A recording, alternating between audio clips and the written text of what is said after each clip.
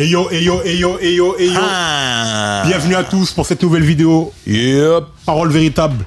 Le Bougarno, a.k.a. Arnaud Automatique, a.k.a. Arnitendo. Je veux pas la Nintendo. Si, à la Switch. À la Switch. C'est Nintendo Switch. Moi-même, votre book DJ Flexta. Aujourd'hui, on est accompagné d'un invité illustre qui nous fait l'honneur d'être présent avec nous. Le célèbre. Yes, Le célèbre, le grand, L'incontournable. le mondialement connu et reconnu, Chris d'Iconic. Yes. Yep. Big up à lui, big up à lui. Merci. Big up à lui. Bon, merci d'être là encore une fois. Merci beaucoup. Merci pour ton temps et merci pour ta passion, ton intelligence globale, parce que voilà, on discute hors du truc et tout, c'est vraiment très très agréable. C'est plaisant. Et à vous. Grave. bon, pour nos peu d'abonnés, tout ça, si vous n'êtes pas déjà abonné à sa chaîne, allez-y, allez lui donner du love, c'est cool, c'est très merci important. beaucoup. Aujourd'hui, c'est une revue véritable, un petit peu particulière, parce qu'on va pas faire la review d'un album, quoique, mais on fait la review d'un film. Yep. Quel est ce film? Je vous le donne en mille. Paid in Full. Paid in Full. Paid in Full. Grand classique. Grand classique. Mhm. Je crois que c'est le classique le plus sous-estimé dans toute cette scène-là. Exactement. Dans tout le genre. Exactement. Ça, c'est un film. C'est vraiment dommage qu'il ne soit pas passé au cinéma en France, quoi. Tu te dis, c'est vraiment, vraiment dommage. S'il y avait eu un producteur un petit peu burné, voilà, il aurait profité de ce film-là parce qu'il y avait vraiment une véritable audience. Donc, on va essayer de revenir sur l'histoire de ce film, qui est aussi accompagné d'une BO, d'une bande originale incroyable, Yep. ici présente, hein, voilà. La On BO l'a. Paid in Full. Dream Team.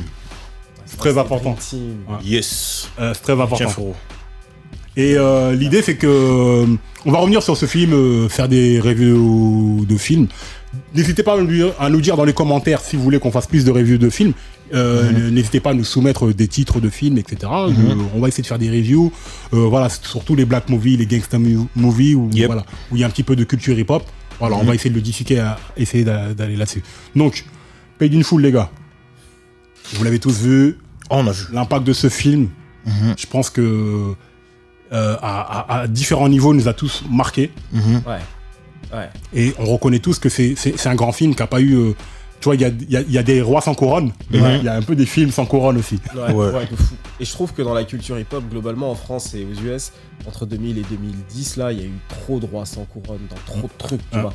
Et ce film-là, pour moi, c'est le meilleur film gangster, street, on va dire, qui est sorti à l'époque. C'est un film qui m'a beaucoup marqué parce que c'est riche en enseignements, en fait. Exactement. Et quand tu regardes l'histoire du gars, au final, l'histoire c'est quoi brièvement, et puis vous allez m'aider aussi un peu à raconter, mais Ouais. en gros, c'est un gars qui s'appelle Ace, qui est un gars totalement normal, qui aurait pu être n'importe qui d'entre nous, tu vois. C'est c'est vraiment tellement, ouais. quelqu'un qui est comme nous, c'est pas un super-héros, c'est un gars simple, il travaille dans une blanchisserie, et il a l'occasion de faire beaucoup d'argent avec l'argent de la drogue, et en particulier avec le crack. C'est bien le crack, hein. Ouais, c'est le crack. Ouais. Et il découvre le crack, et il commence à vendre, il commence à Non, c'est de la coke, c'est de la coke. La coke, hein. Ouais, c'est de la coke. C'est la coke, plus. C'est la petite boule là, c'est Ouais, de la coke. c'est c'est de la la Non, coke. c'est de la coke. Crack, c'est New Jack City. Voilà, c'est ça. Ouais. C'est ça. Et le crack aussi, je crois que c'était dans... Ou l'héroïne, je crois que c'était dans le Kill à 6. Ouais, c'est vrai. Je crois que je confonds un peu tout, mais... Et on voit comment le gars réussit à aller très haut, et on voit aussi ce qui lui arrive, et on voit son entourage, en fait. Et je trouve que ça résume assez bien les histoires d'amitié lorsqu'il y a de l'argent là-dedans, et comment les gens se transforment, et quelle est la vraie nature de l'humain lorsqu'il y a l'appât du gain, en fait. Exactement ça. Et rien que pour ça, ce film-là, à cette époque-là, ça a été un film qui a été suffisant pour me décourager, ou même me dégoûter de l'envie de vendre de la dope. C'est con à dire, j'étais pas motivé, ouais, je vais aller vendre, mais tu vois des gens dans un certain sûr, milieu, sûr. tu vois des gens le faire ou quoi, et tu te dis, il y a moyen de faire de l'argent, etc. Et on ne dit pas assez, c'est que, typiquement, il y a eu aussi des œuvres dans le monde du hip-hop qui étaient là pour montrer que c'était mal, au final. Bien sûr, bien sûr. Et pour ça, le film, il m'a beaucoup marqué. Exactement. Exactement. Merci pour ce pitch. Effectivement, c'est l'histoire d'un mec normal, hein, qui par un malheureux concours de circonstances, se retrouve à être l'un des plus gros dealers. Alors il faut savoir que ça c'est une histoire qui se déroule dans les années 80 et c'est issu d'une histoire vraie. Ouais. Donc, 86, exactement. et tous les rappeurs de cette époque-là, les Big Daddy Kane, les Kool G Rap, les Rakim, etc. Ils t'expliquent, les carrières récentes, ils t'expliquent que c'était en termes d'argent dans la rue, c'était l'époque la plus faste. D'où le titre du film. Parce que c'est aussi le titre de l'album de Rakim et Eric B. Sorti la même année. Exactement. Je crois que c'était quand, Sorti en 86.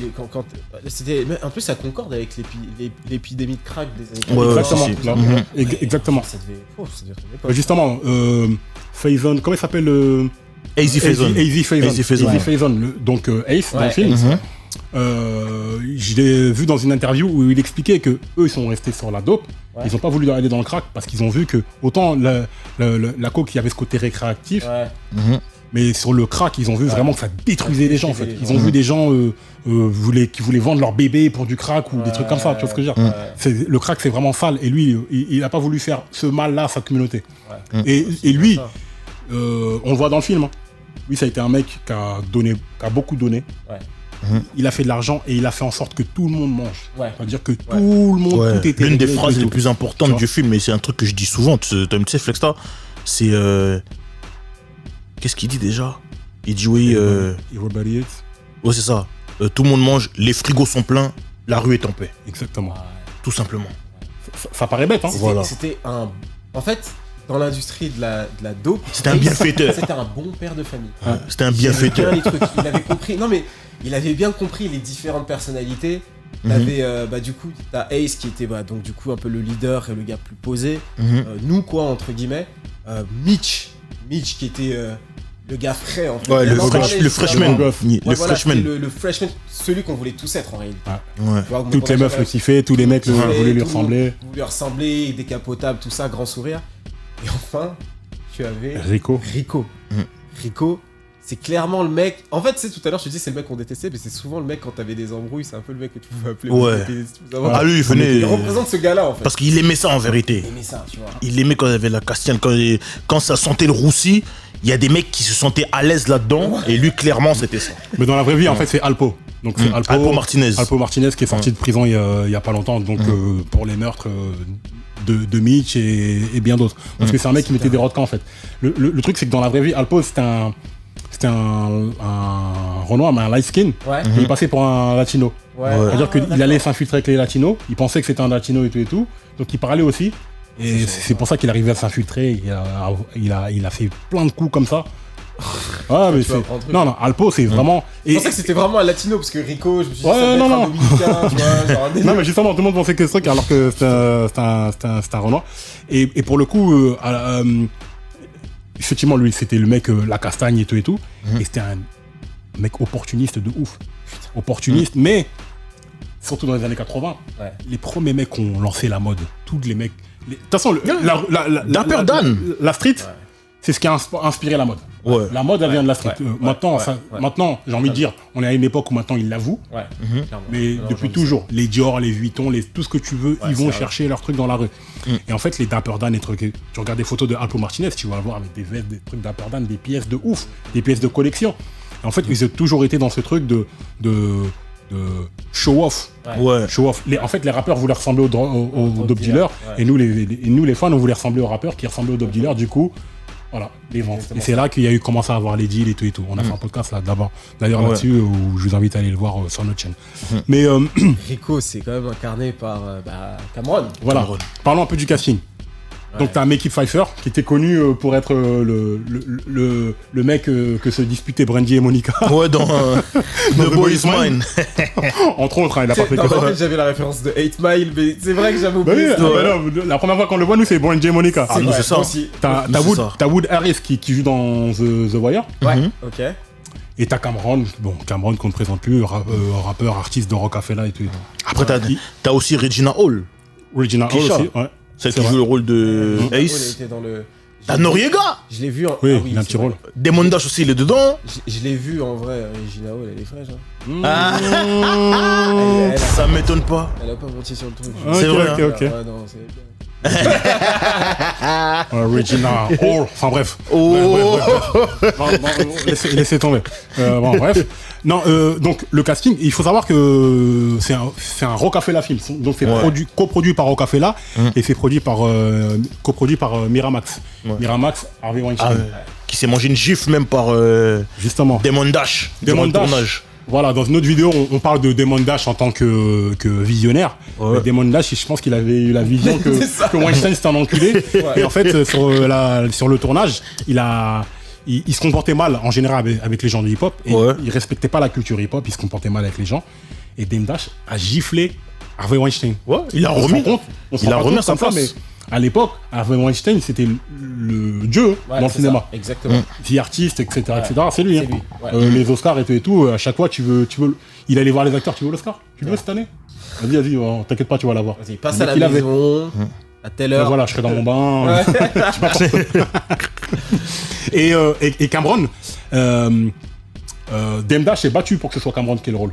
Parce que quand il a fait l'audition, tout le monde trouvait qu'il était bien, mais je crois qu'il voulait prendre un nom plus connu ou je sais pas quoi. Mais j'ai entendu une histoire comme quoi même Nas était venu pour le casting du film. Ah, peut-être. Ouais. Nas qui était venu dans le casting et ils en avaient rien à foutre. Il y avait plein d'autres rappeurs aussi qui étaient venus. Et on se rend pas compte, c'est que nous à cette époque-là, on se dit mais jamais de la vie un Nas viendrait dans un casting de Rocafella, wesh. Mais en réalité, lui, il dit c'est du business, c'est du cinéma. C'est du cinéma. Il pense à son image, c'est ça. tout simplement. Un truc qu'on manque un peu en France. Le sens du business déjà de 1, le sens de l'intérêt commun et l'opportunisme. Enfin, on a eu récemment Didier Deschamps qui a rappelé Benzema. Moi, je pense pas que c'est parce que je pense que c'est par pur opportunisme. Il a vu comme nous les derniers matchs de l'équipe de France, il a dit Benzema il est dans son prime, là c'est le meilleur attaquant du monde. Bon, je pense que là je vais arrêter, je vais mettre mon ego de côté et je vais le prendre. Ouais. L'opportunisme, c'est pas forcément mal l'opportunisme. Ouais. C'est on a un but commun et vas-y on met nos égos de côté et on y va. C'est ça. Donc ce film-là, c'est vraiment une immersion dans les années 80 où tu vois comment tout ce que les Rakim, KRS-One et même les Jay-Z décrivaient par rapport à leur enfance dans les années 80, là tu le vois. Ouais. Tu vois comment les mecs en fait faisaient de l'argent, les voitures, les motos, les début du film, les incroyable. Franchement, c'est beau. C'est incroyable. En fait, ça te montre une culture. En fait, c'est je vais pas dire dépourvu d'artifice parce qu'il y avait que des artifices, mais il y avait pas de filtre. Tu les voyais comment ils étaient dans leur état, quoi. Les voitures, les fumeux, les mecs avec leur fourrure, etc. Et nous, comme on connaît un peu la culture, on se disait ouais là c'est Harlem. Tu vois. Bien sûr. Et ça, en fait, quand tu regardes le truc, tu te dis ah ouais mais ça devait être un truc de ouf. Et après, quand tu t'intéresses un peu au gang, tu regardes un peu les photos à l'ancienne. J'étais allé voir des photos, je sais plus de quel gang là, mais c'était Lil Kim, elle était avec un mec d'Harlem. Zip. Comment il s'appelle? Zip. Je crois que c'est Zip. Il faisait partie d'un gang, etc. Et quand tu regardes les photos même de l'époque, tu vois que c'était le même mood un peu, tu vois. Les mecs, pareil, ils aimaient bien mettre des fourrures, etc. Et du coup, je trouve que le film, de ce côté-là, et même globalement dans le film, ils t'ont mis dans une réalité qui n'était pas la tienne. Et ils l'ont très bien fait, sans artifice. Et ça, pour ça, j'ai beaucoup apprécié le film. Et bon, très cru, hein. Très cru, hein. Donc, bon, il y a la fameuse scène où Rico, il fait... tu vois, bref, vous verrez le film. Quand il fait ça, les waves et qu'il est en train de... avec la vidéo, la télé, en boîte de nuit, là. Putain. Magnifique. J'avais oublié. Non, cette scène, elle est magnifique. Cette scène-là m'en a un peu bizarre. Tu vois comment il fait. Mais le truc, c'est que Cameron, en fait, il explique. Le directeur, il a été très intelligent. Il leur a donné beaucoup d'improvisation parce qu'il y avait plein de lignes. Il y avait plein de lignes de texte. C'était un petit peu corné, un peu comme les traductions en français, peut-être. Tu vois. Genre, eh ouais, mec. Comment ça va, putain de merde, mec. Tu vois comme tu parles. Big up à Oxmo, big up à Joey Stark, Belly. Et Cameron, du coup, il y avait beaucoup d'improvisation. Même Laurie, il a que improvisé. C'est ça. C'est ça, en fait, Cameron, il dit, ouais, tu sais, dans la vraie vie, les gens ils disent pas ça comme ça. Il a dit, écoute, vas-y, fais-le comme... Et il faisait avec l'Avril, et il le faisait à sa manière à lui. Et le mec, il dit, c'est beaucoup mieux, tout ça, du coup, on gardait... Du coup, il y a beaucoup de Cameron dans Rico, en fait. Ouais, et c'est ça qui a marché, qui a fait que ça marche. C'est ça qui fait que le film a bien fonctionné. Mais toi, Arnaud, sur le jeu d'acteur, t'as un avis sur le... Non, sur le jeu d'acteur, Cameron n'a rien à dire, hein. Légendaire. De toute façon, c'est un classique qui a été salué par le rap en général, par les personnes qui s'intéressent à la culture rap aussi. Même par les critiques cinéma. Par les critiques cinéma aussi. Ben, la preuve, il a fait d'autres films après par la suite. Et j'ai vu même récemment qu'il était au Festival de Cannes. Si c'était pas l'année dernière, c'était l'année d'avant. Cameron. Ah ouais. Ouais, si, il était au Festival de Cannes. Encore une fois, il aurait pu être une grande star du cinéma. Non, oui, clairement. Mais après, il a dit le truc, c'est que lui, et après, il voulait pas être dans des rôles de composition ou genre il joue un gay. Genre, il voulait pas faire de ça. Et il a même refusé un film avec Tom Hanks. Carrément. Bon, le film après, il a pas marché. Pas marché. Bon, Dieu merci pour lui, mais il a refusé un rôle avec Tom Hanks. Parce que dans le rôle, c'était un mec corny, je sais pas quoi, il a dit non. Cameron, c'est aussi une superstar, ce que tu dis, à chaque fois qu'il peut atteindre. Là, c'est une star. Mais à chaque fois qu'il peut entrer dans ce statut de superstar, il refuse. Parce qu'il n'est pas prêt à faire les compromis. Et les compromis sont des fois. Inévitables, malheureusement, dans ce milieu-là. Après, il faut dire que, voilà. Cameron, il est bien épaulé quand même par Mekhi Phifer et Wood Harris qui sont des acteurs chevronnés. Et Mekhi Phifer, franchement, même sa prestation aussi, elle est incroyable. Elle est incroyable. C'est dommage parce que c'était peut-être lui le MVP du film. Sauf qu'il y a Cameron à côté qui fait un truc de ouf, quoi. Mais je trouve que justement dans le film, tout le monde joue bien son rôle. Si Cameron a eu un si bon rôle dans le film, c'est parce que de l'autre côté, t'as un Ace qui joue très bien son rôle de mec normal. Parce que lui, c'est vraiment... Wood Harris. C'est ça, le gars, à un moment donné, il est équilibré dans sa tête. Il vient, bon, je suis désolé, je vais vous raconter une petite scène du film, il s'est fait tirer dessus. Il est prêt à arrêter le business. Tu peux spoiler, bon, tout le monde l'a vu, c'est un film, il est sorti en 2002, le mec, c'est bon. Il veut sortir du business de la rue, il considère que c'est suffisant et que c'est dangereux pour eux. T'as Cameron en face qui lui fait everyone get shot every day, baby. You'll be alright. Tu vois, genre cette phrase qui est devenue maintenant. C'est un mime sur Instagram, c'est un mime sur Instagram. Ça a été repris même. Murder, il en a fait tout un son. Cameron Voice. Vous dites Cameron Voice, exactement, tu vois. Et ça, en fait, typiquement, c'est des choses qui marchent. En fait, cette scène, elle fonctionne parce que t'as d'un côté le côté un peu subjugué de Ace. Je me dis, mais le gars, en fait, il a pas compris. Il comprend pas. Il en a rien à faire. J'ai une balle dans le corps. Qui est en train de grailler en plus en même temps. Des chips. Il mange des chips. Genre, c'est cette combinaison des deux qui fait que ça fonctionne, tu vois. Donc, non, la prestation de Cameron, elle est excellente. Mais comme vous l'avez dit, je pense que l'encadrement des deux acteurs, Mitch et Ace, font que la combinaison des trois est vraiment top. Mais à votre avis, pourquoi vous pensez que ce film n'a pas eu autant de rayonnance, je sais pas si ça se dit,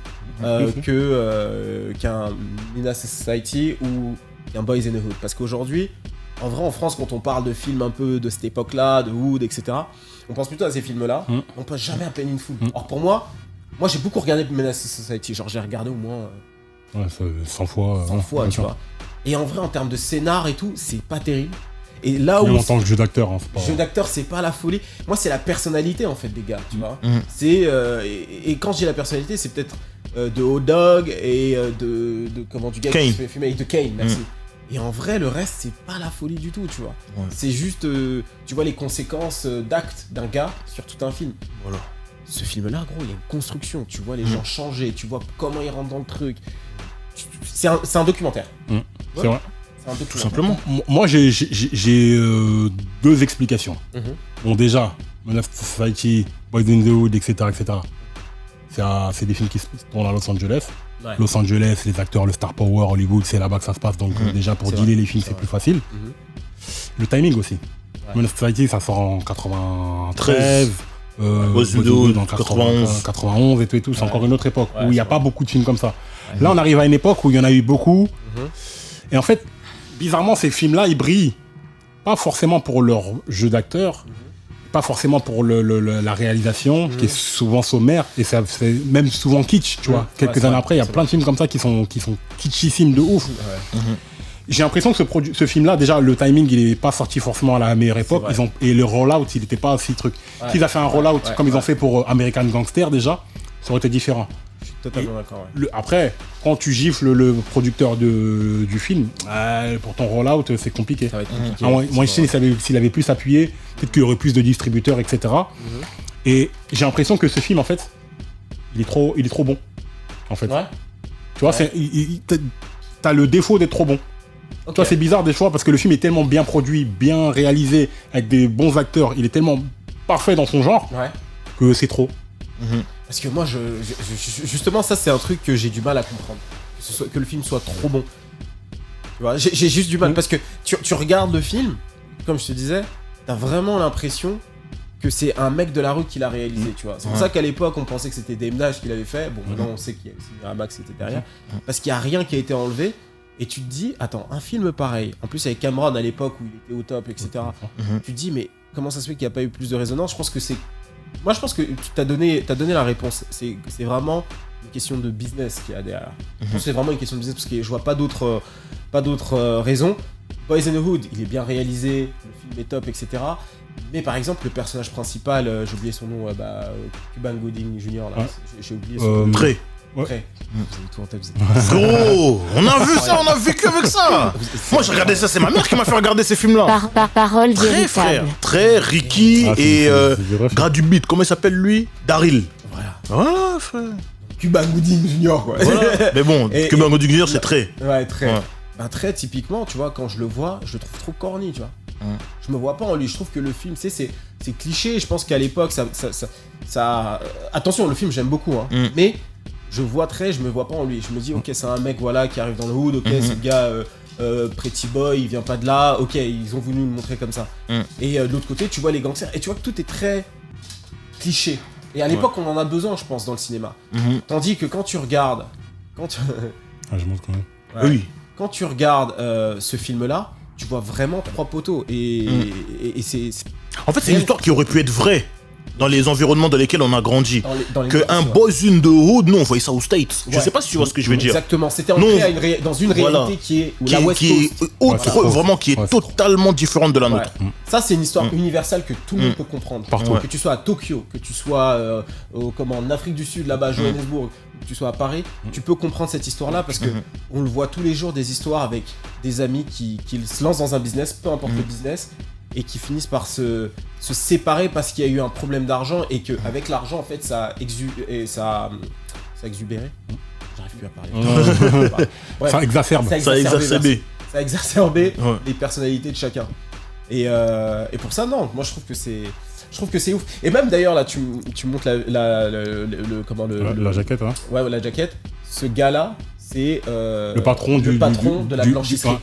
Shai McBride. C'est un petit peu la voix de la raison. Shai McBride. Ouais. Qui dit attention, truc, voilà, la discipline, le daron, quoi. Le daron, Monsieur père de Pipe. famille, Monsieur Ouais. Pipe. qui a un business legit, blanchisserie, et qui emploie un jeune du quartier qui a besoin d'argent. Ouais. Ce jeune du quartier sort de cette, de cette direction que l'homme de qualité qui a un business lui a donné pour aller chercher de l'argent dehors. Et là, on voit qu'il a plus de guidance. Et c'est là où il se perd. Enfin, je trouve qu'il y a beaucoup de symboles. Tu vois, il y a beaucoup de symbolique dans ce film. Et ouais, c'est lourd. Franchement, c'est une très belle histoire. En plus, on le rappelle, c'est une histoire vraie.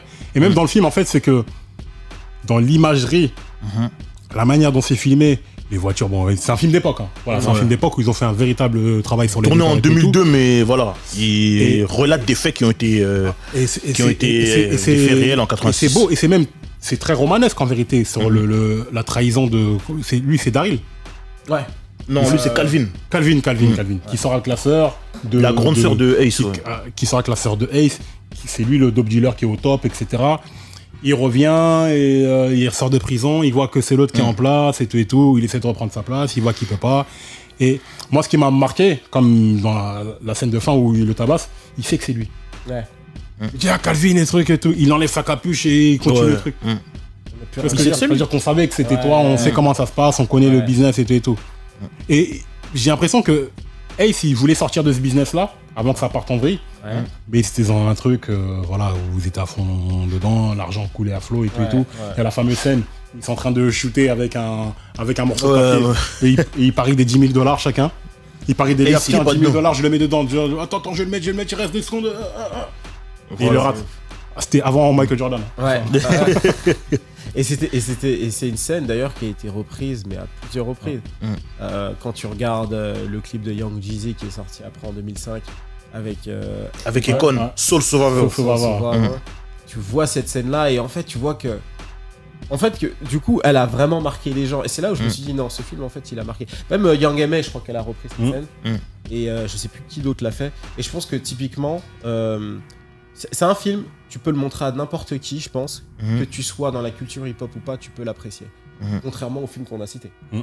C'est plus compliqué. Ah, c'est clair. Et ce film-là, je pense que tu peux apprécier parce que la psyché du truc est géniale. En fait. Autre anecdote, c'est que tu vois Cameron, tu vois cette scène où il sort le mec de la voiture là. Ouais. Ça c'est improvisé. À la base, il était censé juste lui mettre un coup de poing. Mais pour rajouter un petit peu de dramaturgie, il lui met un coup de poing, il l'attrape et il le sort de la voiture. Il sort par la vitre. Et le réalisateur, il voit que putain, c'est charmé, c'est magnifique et tout, ils l'ont gardé comme ça. C'est pour te dire, le mec, la liberté qu'il avait.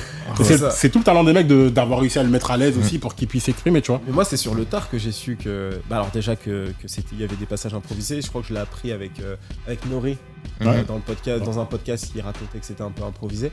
Et même en général, il y avait pas mal de films comme ça où les rôles étaient improvisés. Moi, je m'en rendais pas compte. Je me disais, mais les mecs, ils apprennent leur line et tout, tu vois. Mais avec le recul, tu te dis, c'est vrai que quand t'écris un truc comme ça, soit t'es un mec du hood et tu sais vraiment comment écrire et te mettre à la place des gars, soit t'es obligé de les laisser parler. Bah oui, grave. Genre, voilà. Non, moi je pense que ça c'est un film qui nous a marqué nous, parce qu'on se reconnaît en fait dans les personnages. On se reconnaît dans les personnages. Et d'ailleurs un truc très important qu'on n'a pas dit, à cette époque-là, les mecs ils s'inspiraient de qui? Ils s'inspiraient d'un Cubain qui vient de Cuba et qui est tout en bas, qui vise le top et qui arrive tout en haut. La scène où Ace il va au cinéma et qui regarde Scarface, c'est là où elle arrive la révélation. Exactement. Où il dit non, c'est bon, on se lance dans le truc, on fait les choses sérieusement. Voilà, la tête elle a tourné à ce moment-là en vérité. Et Scarface, c'est là où tu vois à quel point Scarface, c'est un film déjà qui a eu une influence considérable dans le hip-hop. Et là, tu le vois encore dans le film. Dans un film où ça raconte l'histoire, une histoire vraie, à Harlem, des mecs qui vivaient, qui avaient un mode de vie entre guillemets hip-hop, on va dire.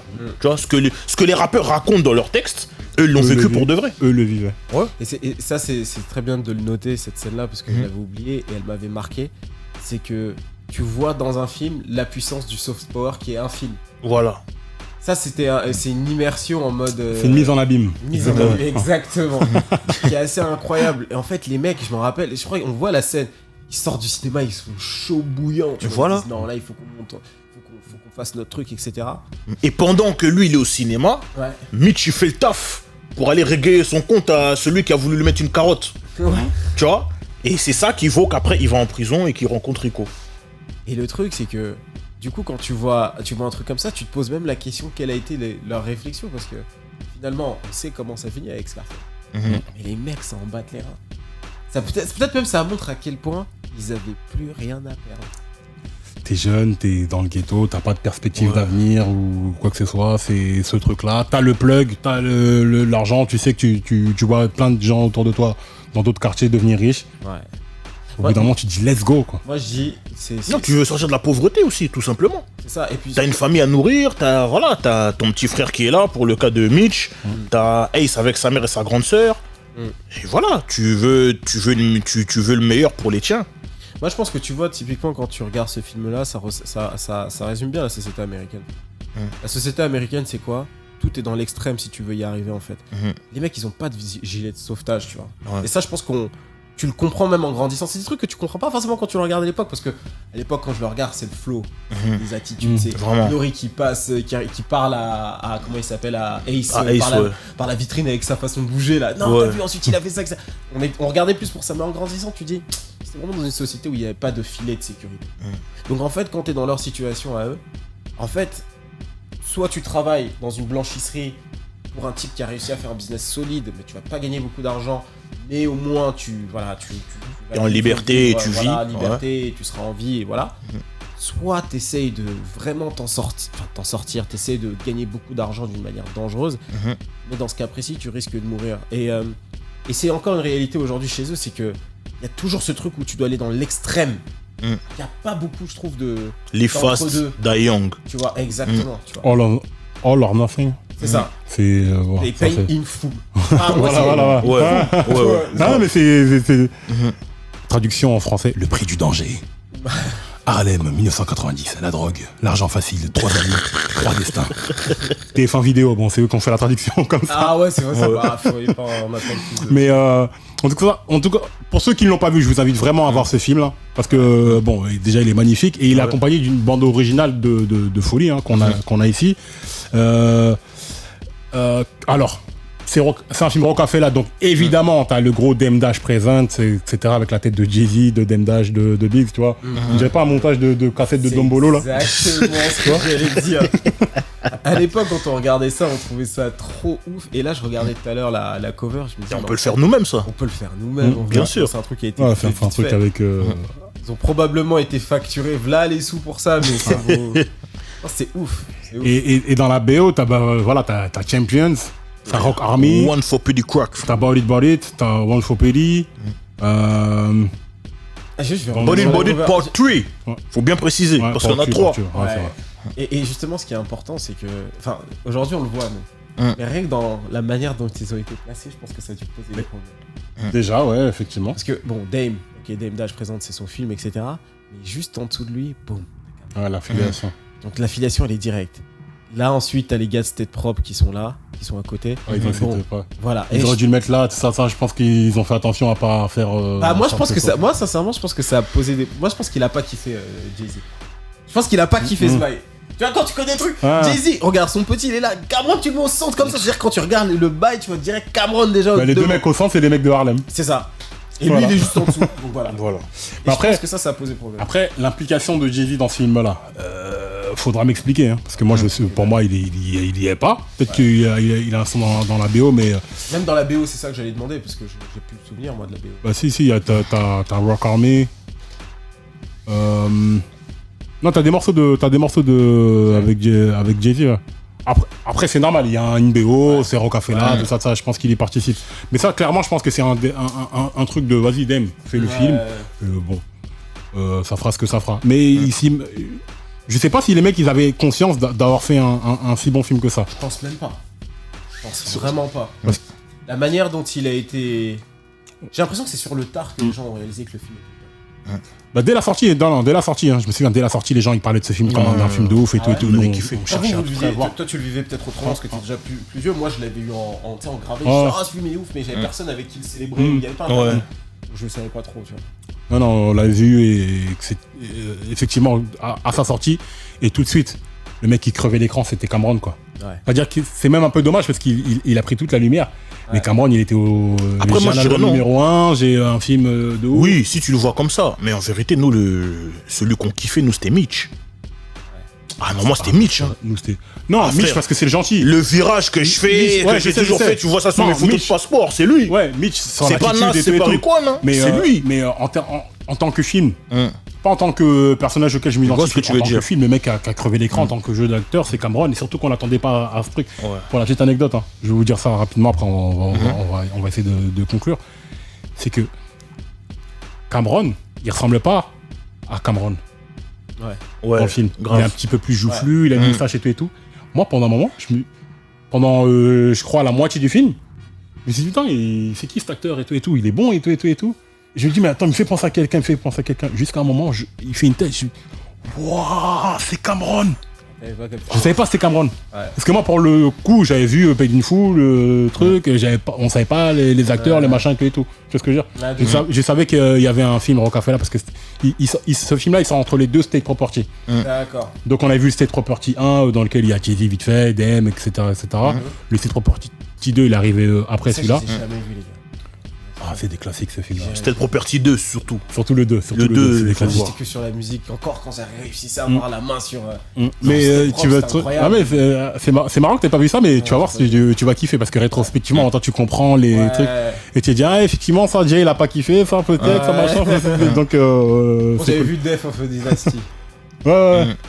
Mais c'était trop parti, ils ont fait Jay-Z un acteur, on a très vite compris que c'était pas le cas, on l'a dit non. Non mais ils sont forts aussi pour amener des guests. Ouais. Parce que on avait dit avec qui il y avait Noriega, il y a aussi Angie Martinez. Pas dans celui-là. Dans celui-ci, Angie Martinez. Bah Carré c'est dans Cette Property 2. Angie Martinez en fait c'est la scène où quand Calvin il se fait fumer, c'est elle la meuf à côté qui crie là. Donc voilà. Quand il se fait ah ouais. Oui. Non, les c'est- gens ne savent pas, mais ceux qui savent pas, moi je vous dis, allez vérifier. Et je le crois. Parole véritable. Arnaud, c'est une encyclopédie. Parole. Pas ça comme ça, Moi je compte effectivement. sur Arnaud, c'est tout. Frère. Avant de faire LSD, je vais voir Arnaud. C'est cool. C'était qui? C'est quoi? C'est quoi déjà? Mais En fait, il y a différentes lectures de ce film-là. On en parlait tout à l'heure. c'est ça. Nous, quand on était plus jeunes, on kiffait Mitch. Mais en vérité, Mitch, c'est la conséquence de tout ce qu'il a pu faire et de la confiance qu'il a pu donner à Rico. Sa bêtise, Tu vois. ce qui est très bête en vérité. Parce que l'argent que tu fais, tu restes encore dans le ghetto. Déjà ça.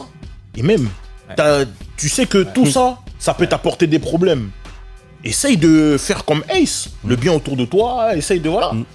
Et ben en vrai, c'est ça qui a causé sa perte et celle de son frère, tu vois. D'ailleurs, anecdote folle, dans l'histoire vraie, quand en fait le petit lui coupe les doigts et tout, et qu'ils disent oui, allez dans tel McDo et tout, vous allez retrouver les doigts, machin. Le McDo en question, moi j'y suis allé. Ah ouais. C'est le McDo de 125 et Broadway, à Harlem. Vers quand tu fais tout la 125 et que tu vas vers Morningside, là-bas. J'y suis allé. Je suis pas allé aux toilettes. Je suis pas allé vérifier. Mais j'ai mangé mon quarter pounder là-bas. Parce que là, c'est chaud. Hein. J'ai- Avec, j'ai- la main du petit, tout ça, les doigts, tout ça, c'est vraiment. Non mais C'est vraiment gore hein, à la fin. c'est une réalité qui est réelle en vérité. C'est des situations qui sont Bien réelles. sûr, il y a des pays où Tu ils vois. kidnappent des classes moyennes, des machins, enfin c'est truc, voilà, Ouais. voilà. Mais Mais qu'est-ce que je disais, voilà, par rapport au personnage, nous plus jeunes, on voyait Mitch, on disait voilà, Mitch et tout, franchement et tout, mais quand tu regardes le film, à la fin, il meurt, parce que par rapport à ses choix, en vérité.